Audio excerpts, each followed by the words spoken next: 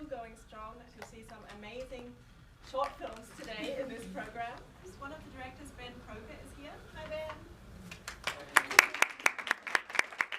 I wanted to ask you as well, as a writer and a producer, you've seen both sides, the creative and the business side of it. How important do you think it is bringing in personal stories to your writing?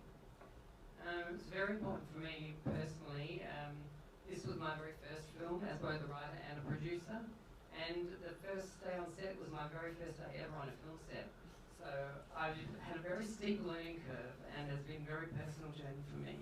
And to now be able to bring the film to international audiences and share it is great. For me personally, I wanted to make a film that maybe reached out and possibly touched one person, but to now have the opportunity to have it screened here down under Berlin, as well as in a number of other festivals around the world, is very exciting, and I'm very happy and proud of that.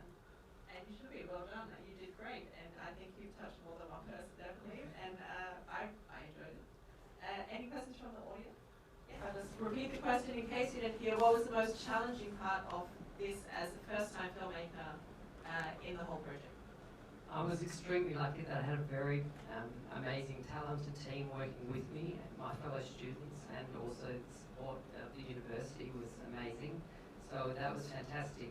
The biggest challenge for me, I guess, was as a writer, normally you would pass on your project and then you can release it and maybe sit in and watch it happen and enjoy that process. As a producer, I didn't quite get that opportunity. I was putting out a lot of fires and fixing a lot of problems, and so I may have missed out on some of that on-set experience and being able to enjoy that time, but I certainly benefited both. As a producer, I definitely benefit being able to follow the project through from inception all the way through to post and to completion and now to festivals. So I've definitely had the benefit of both being a writer and a producer, but it's certainly been a challenging process for me along the way. We had very difficult time finding a suitable location. I'd actually written the film for a particular part in Perth, in Kings Park. There's a very special tower that is called the DNA Tower, and that signified a lot to me. And I'd actually had my heart set on filming there, and we couldn't actually film there. They actually refused permission for us to film there. So with 1 week to go before filming, I decided I was going to follow the links of the Swan River from Fremantle all the way to the city and find a suitable location. And the very first place I came to was that location.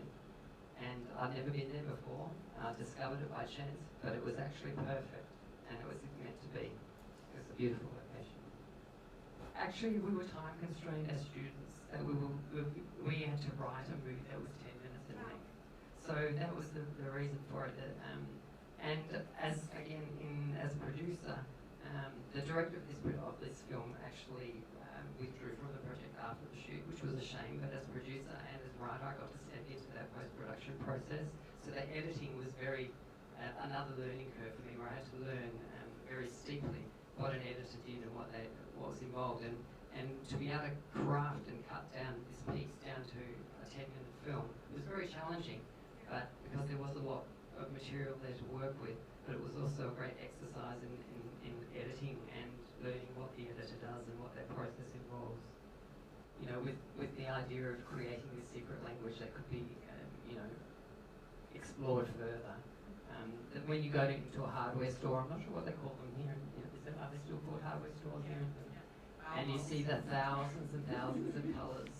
All of those colours someone has created a name for, and they're so evocative and they're so beautiful that literally it is like going into another country and speaking another language, and you can create a beautiful story using these colours. And they were all colours. They were all real colours.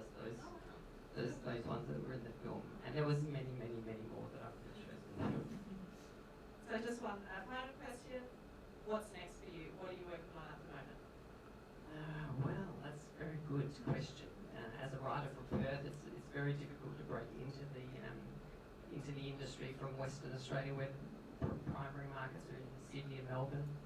We do have quite a good feature film industry in Perth, but for me personally, my interest is in writing television drama, so that's where I'm hopefully heading. But in the meantime, I'm also following the producing side of it and working in a production house in Perth at the moment on the producing side, and getting as much industry experience as I can as a new emerging filmmaker on both sides of the coin. So, yeah, and next for me literally is flying over to Palm Springs, where the film is screening over there, and to Chicago the week after that, where it's also screening there. So it's great to be able to present it to as many people as we possibly can.